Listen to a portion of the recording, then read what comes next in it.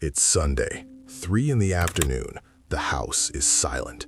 You finally lie down on the sofa, grab the remote, and press play on that series everyone's talking about, the one you promised yourself you'd watch. For the first 5 minutes, you try to convince yourself you're relaxing. But then, almost imperceptibly, your leg starts to wobble. A slight pang in your chest appears. Your brain starts running a chaotic mental list of everything that's pending, and a voice whispers in your ear with an urgent tone. You should be doing something useful. Suddenly, the sofa that should be your refuge becomes a bed of nails. You pause the TV, jump up, and go to tidy up a drawer in the kitchen that, ironically, was already perfectly organized. Why does trying to relax make you more anxious than working intensely? Why does resting feel like a crime, a grave offense against your own existence? Take a look in these things with me. I'm going to tell you a truth now that might make your throat tighten. Pay close attention. Your obsession with staying busy all the time isn't excessive ambition, it's emotional anesthesia. You don't compulsively produce because you love success in its purest form. You do it because you're terrified of silence. Today, we're going to shatter the common sense you're used to hearing. We're not going to spend 10 minutes here creating an abstract scapegoat and blaming capitalism, social media, or hustle culture. Criticizing the system might have some sociological truth to it, but it takes away all your power to act. Criticizing the system doesn't cure the tachycardia you feel on your couch at home on a Sunday afternoon. Today, the topic is different. We're going to talk about identity crisis and why for you, doing nothing isn't a physical pause. It's a profound existential crisis. If you search for advice on how to deal with burnout, you'll stumble upon boring advice that doesn't generate any real-life retention. The vast majority of gurus fall into what I call the productive rest trap.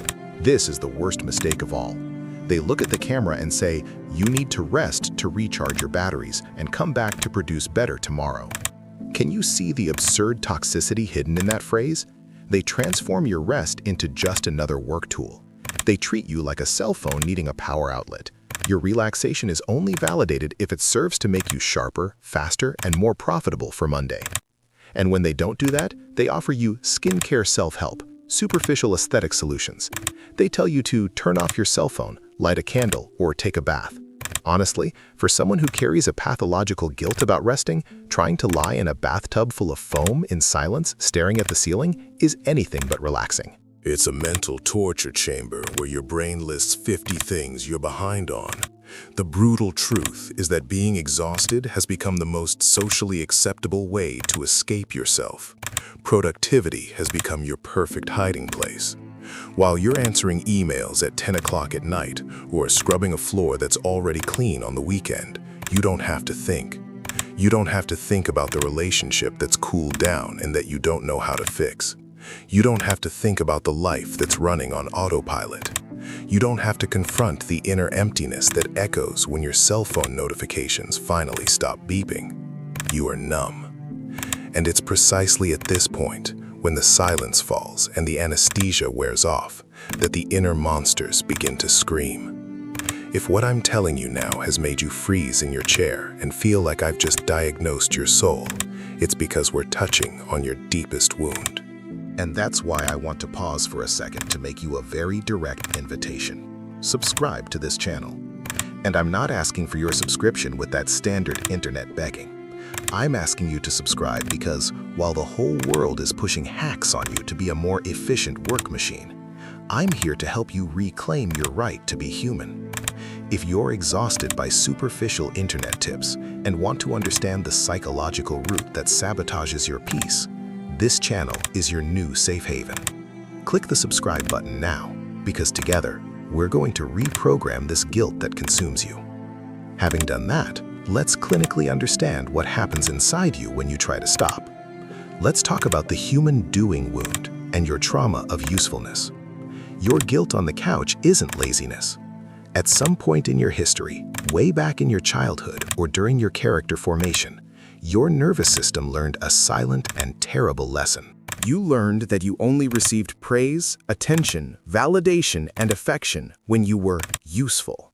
When you got top marks, when you didn't cause trouble for adults, when you cleaned the house without being asked, or when you solved problems.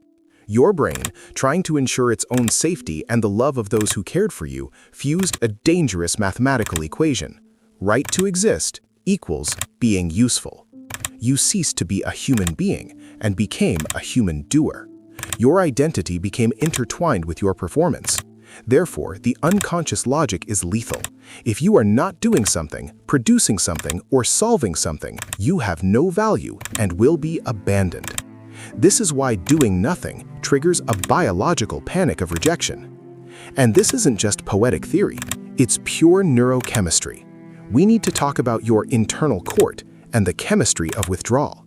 You literally live bathed in cortisol, the stress hormone. Parallel to this, you receive small spikes of dopamine every time you cross a task off your endless to-do list or check a notification. Your body is addicted to this chemical roller coaster.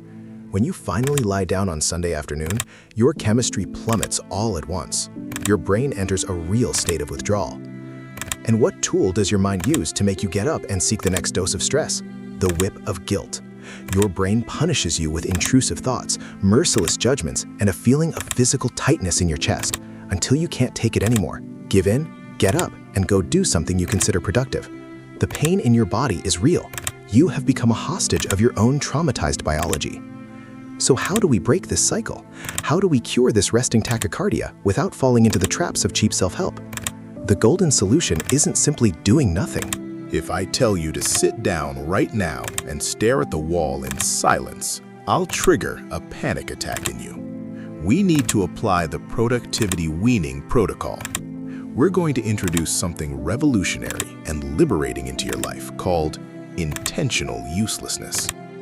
Pay close attention because this goes against everything society has taught you. I'm talking about defending and reclaiming your sacred right to uselessness. Non-instrumental rest. That rest that serves absolutely no purpose other than the pure and simple pleasure of existing. To prove to your nervous system that it's safe to be alive without making money, competing, or optimizing your life, you'll start doing things on purpose that you're terrible at and that generate no results whatsoever. You'll buy a jigsaw puzzle and assemble it slowly just to see the pieces fit together without the pressure of finishing quickly. You'll grab some paints and paint a terrible picture that no one will ever see. You'll sit on the porch and watch the street without headphones, without a business podcast playing at breakneck speed, without trying to learn absolutely anything while doing it. Just exist, breathe, and occupy your space in the world. At first, I'm warning you, it's going to itch. The whip of guilt will crack hard on your back. You'll feel useless. But you'll endure the initial discomfort. Take a deep breath and tell yourself, out loud if necessary, I'm not a household appliance. I don't need to justify the space I occupy on planet Earth by proving my usefulness all the time. Intentional uselessness is the greatest act of inner rebellion you can commit today. It's the moment you look in the mirror, take off the badge of your achievements, your grades, your salary, and understand that you are allowed to be loved and to belong simply because you were born. The next time Sunday purgatory tries to swallow you and your leg starts trembling on the couch, remember this. The cure for your burnout isn't learning to sleep more to work better tomorrow. The cure is having the courage to forgive yourself for being alive and, from time to time, allowing yourself the absolute luxury of being useless. I hope you liked this video, and I see you on the next one, okay?